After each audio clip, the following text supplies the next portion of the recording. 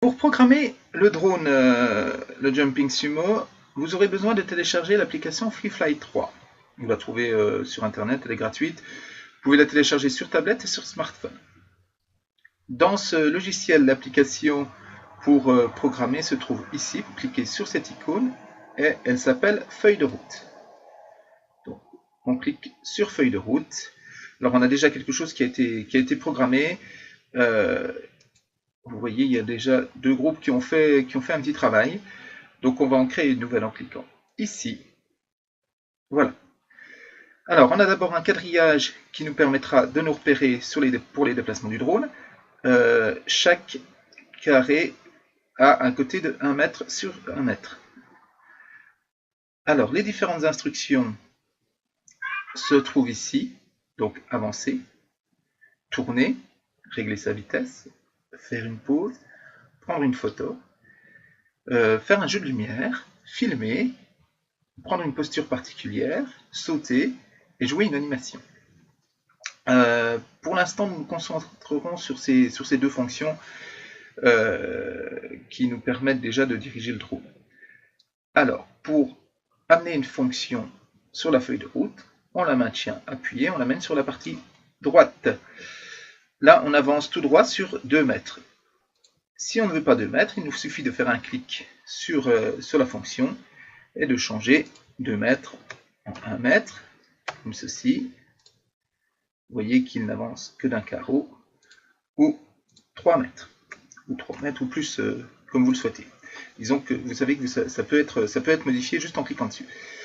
Pour le faire tourner, nous utiliserons la fonction virage. La fonction virage indique un angle de 90 degrés, c'est-à-dire que quand le drone tourne, il tourne à droite. Pour le faire tourner à gauche, vous devez mettre 3 virages, et là, il tournera à gauche. Évidemment, on aurait pu tout de suite changer le rayon, l'angle du virage, et le mettre à 270 degrés, mais je pense que pour les élèves, c'est plus intéressant de le faire tourner 3 fois à droite pour qu'il se retrouve à gauche. On peut en faire une démonstration physique, et voilà. Alors, je rajoute la fonction tout droit, et vous constatez donc qu'il a tourné à gauche. Je vais le faire revenir. Je vais prendre. Je ne veux pas ça. Hop. Voilà. Je vais le faire tourner à droite pour vous montrer que ça marche quand même. Voilà. Et uniquement sur 1 mètre. Voilà. Donc vous constatez que c'est relativement simple d'utiliser cette fonction. Vous pourrez explorer les autres pour découvrir de nouvelles choses.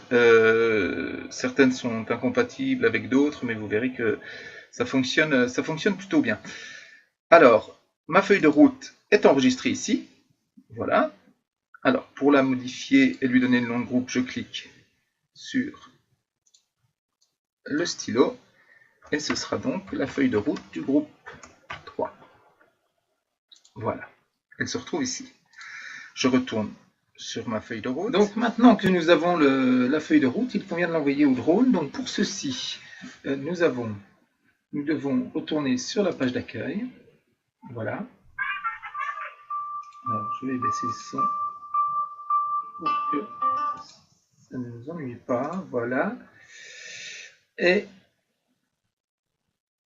nous sélectionnons le réseau avec le drone Jumping Sumo.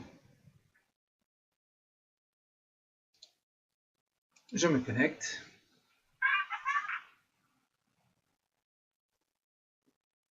Voilà, la connexion est en train de s'établir.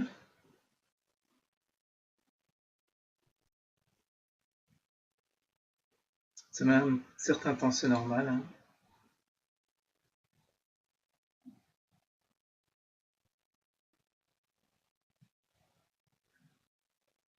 Voilà. Connecté au Jumping Sumo.